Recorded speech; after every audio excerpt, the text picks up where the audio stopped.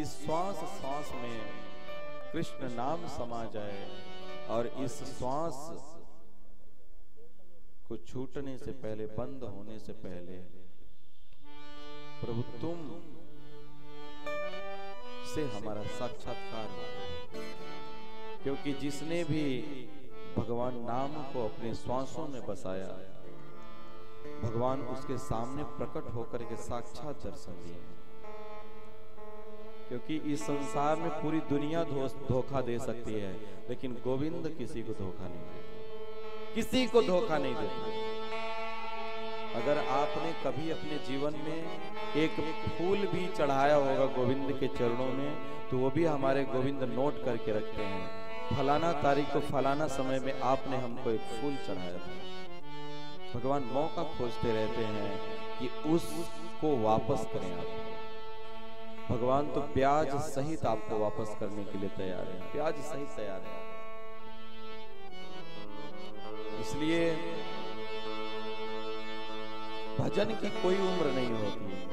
जब जागो तभी सवेरा। जब मन में आए कि अब हमें भजन करना चाहिए, तभी से भजन का बीड़ा अपने कंधे पे उठा लो कि अब हमें भजन करना है।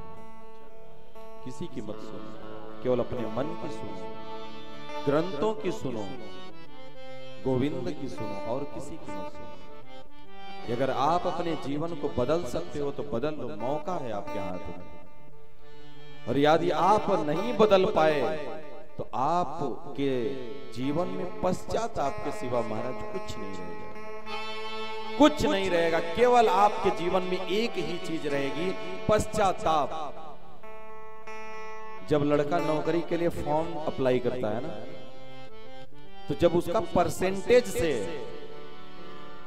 जब उसकी मेरिट लिस्ट में गिनती नहीं होती है ना, उस दिन उसको समझ में आता है कि काश मैं जो घूमा करता था और जो पूरी रात चद्दर तान करके सोया करता था, काश थोड़ी सी और अगर आज मेहनत की होती तो आज हमारी मेरिट लिस्ट में एंट्री हो गई होती।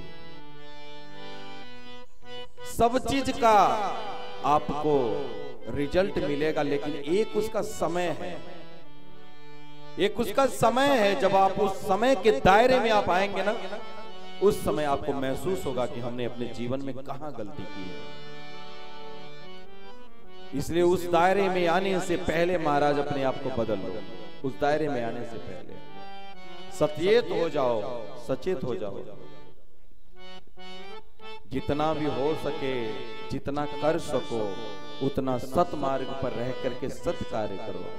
जो चीजें अपने जीवन में जान लो कि ये चीजें बुरी हैं, उस चीज को त्याग करने का तभी संकल्प ले लो कि आज से ही हम इस चीज को त्याग रहे हैं।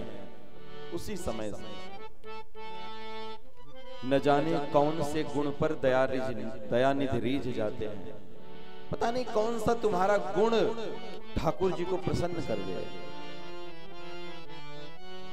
क्योंकि जब व्यक्ति ये संकल्प लेता है कि हमारी अमुक प्रकार की बीमारी है, हमारे अंदर अमुक प्रकार का दोष है, जब उस दोष को त्याग करने का व्यक्ति संकल्प लेता है, उससे भी भगवान बहुत संतुष्ट होते हैं, बहुत संतुष्ट होते हैं।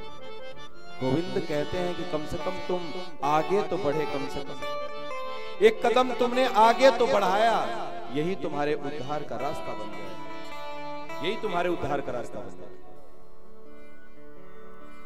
इसलिए सतमार्ग का चयन करना ये आपके ऊपर डिपेंड करता है कि आप सतमार्ग का चयन कर पा रहे हो कि नहीं कर पा रहे हो। इसलिए जितना भी हो सके अच्छा करने का प्रयास करो, कभी बुरा करने का मत प्रयास करो। और ना तो बुरा करने के लिए कभी जीवन में सोचना, कभी मत सोचना।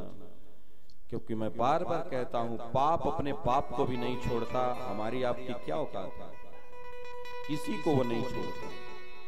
अगर आप उसके दायरे में आ गए, जैसे देखे हैं ना कभी कभी बाढ़ आता है, आप सुने होंगे कि केदारनाथ में बाढ़ आई थी, भयंकर बाढ़ आई थी। उस बाढ़ के दायरे में आने वाला प्रत्येक व्यक्ति अपने जीवन से हाथ धो लिया था।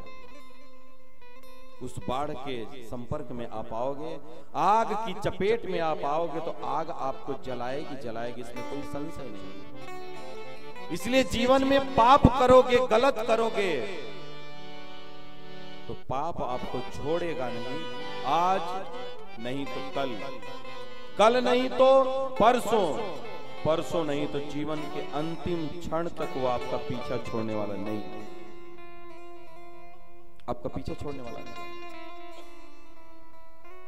इसलिए भजन करो। महाराज परीक्षित बता रहे हैं कि देख लो भाई, 7 दिन में ही प्रत्येक व्यक्ति मरता है, लेकिन हमारा रजिस्ट्री हो गया कि 7 दिन में हम नहीं मरेंगे, 7 दिन तक मृत्यु हमें छू भी नहीं सकती। लेकिन हमने अपना घर छोड़ करके भजन का रास्ता अपना लिया।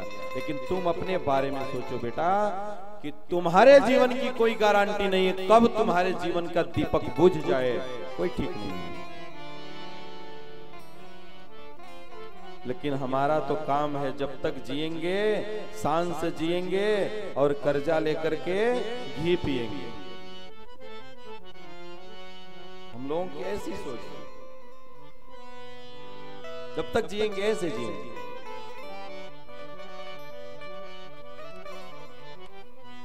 इसलिए ऐसा भाव मन से निकाल दो और भजन करना शुरू करो। जैसे महाराज परीक्षित घर छोड़ करके और जाकर के गंगा के किनारे शुक्रताल में जाकर के बैठ गए, शुक्रताल में जाकर के बैठ गए।